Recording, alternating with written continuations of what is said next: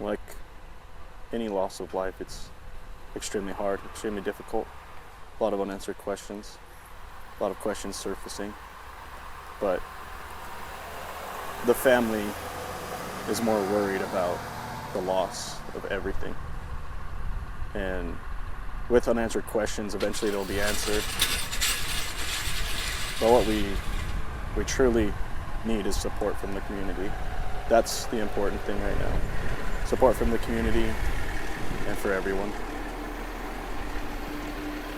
And when you say the family is concerned about the loss of everything, the loss of this 15-year-old boy, what else is the family most concerned about? It's one thing to lose someone, but then lose everything that was them too. You got to think that what was in that house was part of their family and everything, and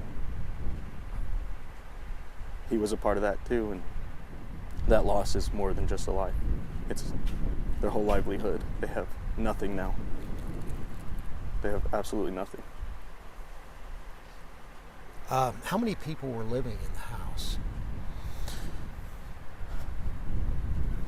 There were 6 people living in the house. And the boy was the only one home.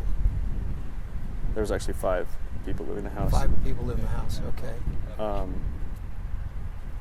As of now, yeah. He was the only one there. Yeah. And do you know why he was there? No. Were other people normally there at that time of day? Of course, it was right after school, just like any normal day. Where was everybody else? At this time, everyone was just they're getting home from school, getting off of work.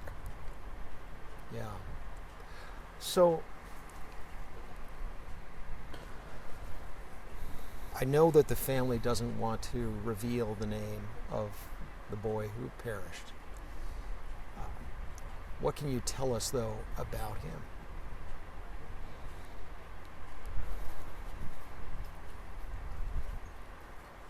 He's a Bingham High School student.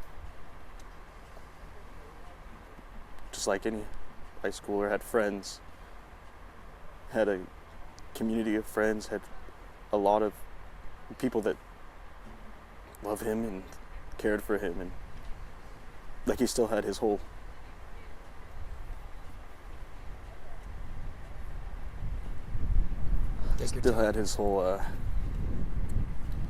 still figuring out life.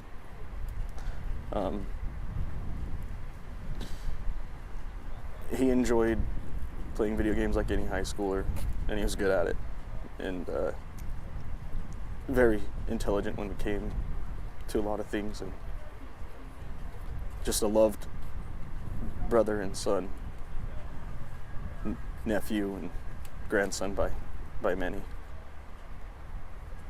You mentioned video games. Did he have any other interests?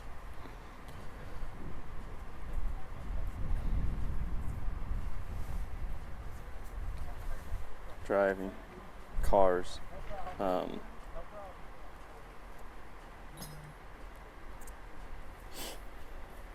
He loved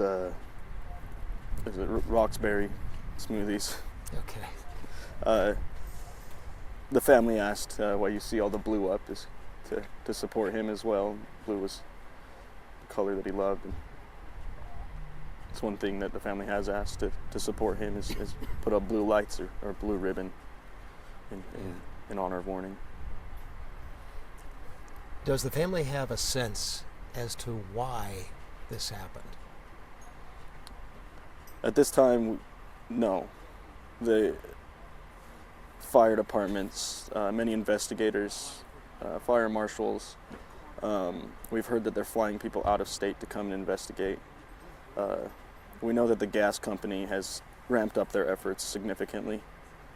But at this time, we don't know. There are no questions answered, and eventually they will be answered, like I said, but the important thing is we support this family as a community.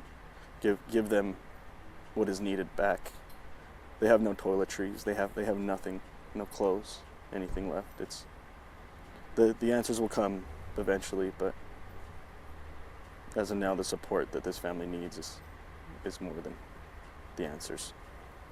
And how do you think the support is going? Extremely humbling to see not only the support of neighbors, people from states away.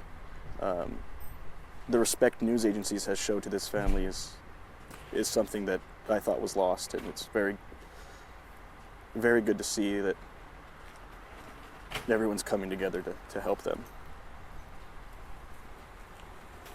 And what further? Well, when do you anticipate that the family may release more information about the boy and about other circumstances? Once the families had their time to mourn, they're in no rush, and neither would I be, to release anything. Yeah. They are taking their time, as they should, and when they're ready to deal with that, because that comes with a lot of stress, I believe that's when they will release that. And in terms of what's sustaining them now, what would you say is sustaining them?